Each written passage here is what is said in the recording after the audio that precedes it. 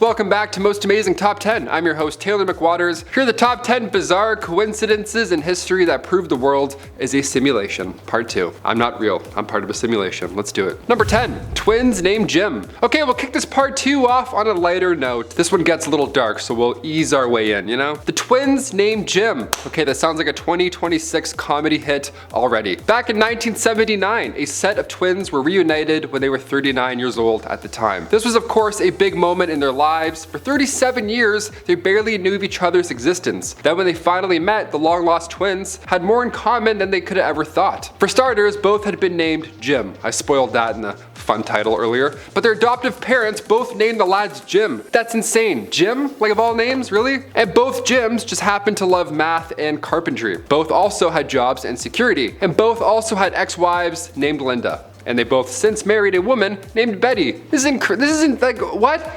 Imagine meeting another you, and he's like, oh yeah, I also love knitting and Autobots. What are the odds? No, that's too eerie. You're an alien clone. Something's afoot here. Get out of here. Not just meeting a long-lost twin at 40. No way. Number 9, Stephen Hawking. Time is relative and fascinating and all that confusing stuff. There's so many components of our universe that we still don't even understand. James Webb is out here making people turn to atheists all of a sudden. The universe is bigger than we all think, yet somehow it still gives us these once-in-a-lifetime coincidences. Or as I say, coincidence. Stephen Hawking's death occurred on Einstein's 139th birthday, which is also Galileo's 300th death day, and also Pi Day. This was March 14th. My dad has the same birthday as Daniel Radcliffe, and they're both wizards, so I don't know. Just saying. These birthday coincidences are getting out of hand. Coincidences. There it is, he's got it. Number 8, atomic survivor. On August 6th and 9th, 1945, the United States detonated 2 nuclear explosives over the Japanese cities of Hiroshima and Nagasaki. This, of course, was devastating. The results in this reaction, the blast and the radiation they both caused, took the lives of nearly 90,000 people. It was horrible. But in 2009, the Japanese government confirms that there was at least one man who was in each city on both days of the reactions, and he lived to tell the tale. On August 6th, Satomu Yamaguchi was in Hiroshima on a business trip. As I was walking alone, I heard the sound of a plane. Just one, he told a British newspaper. I looked up into the sky and I saw the B-29 and it dropped 2 parachutes. I was looking up into the sky at them and suddenly it was like a flash of magnesium, a great flash in the sky, and I was blown over just like that. And by August 9th, he had returned home to Nagasaki only to experience the trauma for a second time. Despite the double radiation exposure, Yamaguchi lived to be 93 years old, which is incredible. He sadly passed away from stomach cancer. Number 7, Juliane Koepcke. Miss Juliane has a 2-for-1 when it comes to survival stories. I had to include it. Her story starts out on Christmas Eve, a lovely day, 1971, when she was just a teenager and she was on Lanza Flight 508. Now the plane was struck by lightning, which is an actual nightmare situation that I didn't know could happen, and this led to the plane starting to disintegrate midair. It was all bad. In what felt like the blink of an eye for Juliane, she found herself still strapped to her seat 2 miles above the Peruvian rainforest. She was injured, of course, full of bruises, a broken collarbone, but she was alive after she landed. And in fact, she was the only person who had been on the flight that was still alive. Just fell out of a plane and lived to tell. That is crazy. That is bat insane. But it's like you're out of the fire into the frying pan at this point, right? Now you're in the wilderness all alone with no food, just, a little bit of candy, if anything, from the plane. Juliane had found a small stream which she began to wade in downstream. She traveled along it, and the insects in the jungle were eating her alive, and sorry, this next part is gross, but maggots had infected her arm. It was like bad, worse, even worse. Now we're flowing down a river and maggots are eating me. This is incredible. Juliane ended up coming across a sort of encampment where she found a few supplies, and she was so smart and was able to give herself a little bit of first aid, which included pouring gasoline on the infected arm, which then led to all the, disgusting bugs and maggots leaving it. Because they're like, hey, I'm not a fan of gasoline. Lunch is over. See you later. And then just a few hours later, a few lumber workers found her, and they gave her more first aid treatment and took her to an area that was more populated, where she was then airlifted for medical treatment. Now, in 2000, her story was told through the documentary titled Wings of Hope, which was directed by Werner Herzog, who particularly took interest in the story because, 1, it's obviously incredible, as I was just explaining it. I read this and I'm like, it's crazy. But 2, Werner Herzog also had a seat booked on that flight, and he would have been on that same flight if it wasn't for a last-minute change of plans. I can't even, that should be number 1, really. Number 6, Comette Family. Okay, this one's good. The odds of being hit or killed by a meteor are 1 in 2 million, or something like that, right? It's crazy. But even so, back in 1954, residents in Talladega County, Alabama, noticed a ball of fire heading towards the Earth. Now, back then we didn't have Twitter, right? We couldn't warn anybody that a meteor was possibly gonna hit us. We also really didn't know if it was gonna hit or not, or how big it was, so it was alarming. Especially for Anne Elizabeth Hodges, who got hit by said space rock. Yeah, she only got grazed, but with these odds, it's still possible. Wild. Now, cut to recent history, the Comette family in France. Their house was hit by a meteor. I'll say that again. The Comette family was hit by a...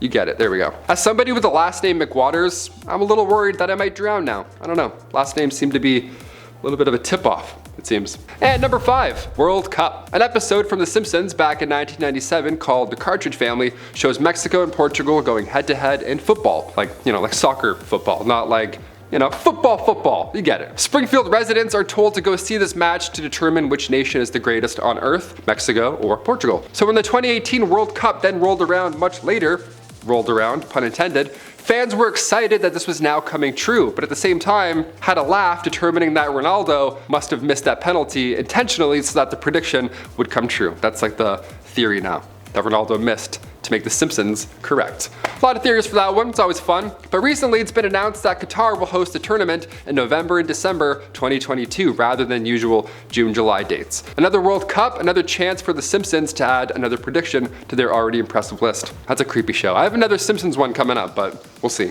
Number 4, Mars life. We're back. There it is. There's the next Simpson one. That fast. There we go. Let me ask you lovely people a question. If you could go to Mars right now with like 3 of your friends, would you do it? Keep in mind it's really boring, and unless you're an astronaut botanist like Matt Damon, you'll probably have a rough go. But in the future, would you do it? I would. I'd go. I'd go with like 1 person, Force too many, that's too much. Going to Mars might be as simple as going to the mall. Apparently, The Simpsons have an episode where they show a family visit to the big red planet come 2051. But honestly, I feel like we're gonna get there a lot sooner. SpaceX is already planning to send people out there. It's a quick, 9-month trip, so make sure your phone's charged. But it's actually more beneficial for the team to travel during these peak times in the 2030s and in the 2050s. Because during these years, trips to the planet will be shorter and they'll coincide with periods of the solar maximum. So while this one may or may not come true in 2022, well, let me tell you, it's right around the corner. Or maybe in 2050.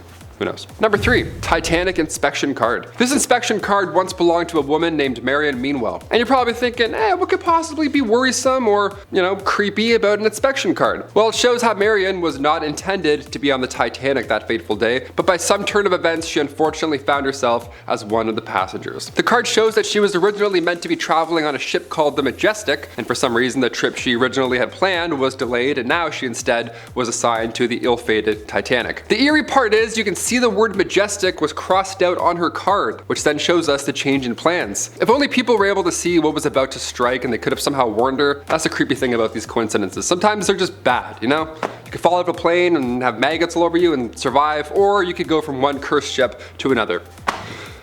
Number 2, Edgar Allan Poe. Okay, this is a story that actually convinced me that Edgar Allan Poe is for real a time traveler, so buckle up, grab a soda. Because 2 separate stories that he wrote both turned out to be exceptionally true and real, but not until after they'd been written.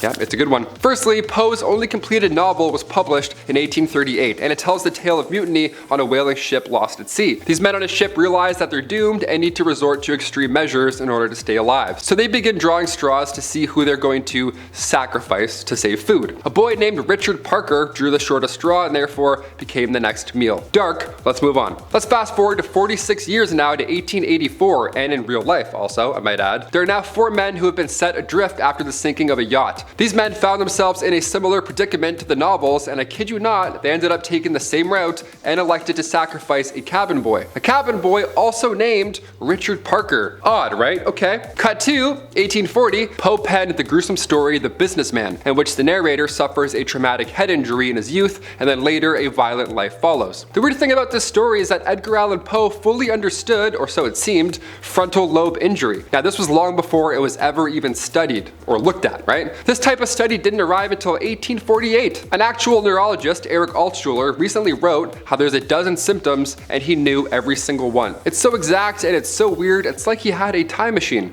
End quote. Yeah, it's almost like he had a time machine. Did he? And finally, number 1, Simpsons dome in real life. Yep, this one's gonna hit home. Let's do it. This one's gonna hit dome.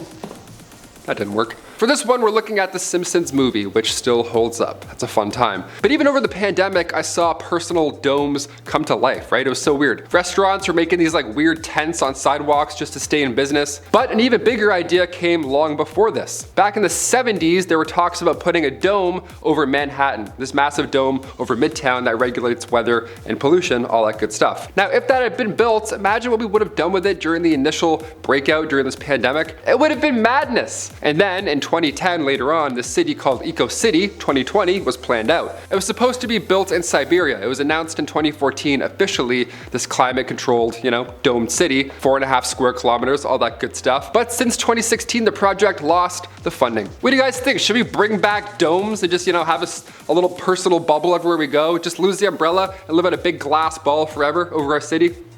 I'd do it, that'd be kind of nice. Be like living in a Coca-Cola mist zone your entire life. Just kind of like, ooh, this is nice. Those are the top 10 bizarre coincidences in history that prove the world is in a simulation. I am not real, but I am Taylor McWaters, so I'll see you next time. Here are the top 10 bizarre coincidences. This word again. Da-da-da-da. We're tying it up? I think we're tying it up. Yeah, we're tying it up, cool. In the bag, number 9. I'm like, oh, now I know how to say the word. How do you say your last name, Chris? Snisa. Maybe you're gonna drown in stucco. I'm like, I don't know. You're safe. You're all right. Now, cut 2. Another cut 2. I lost the dome. Oh, why did I write dome? I meant to say funding.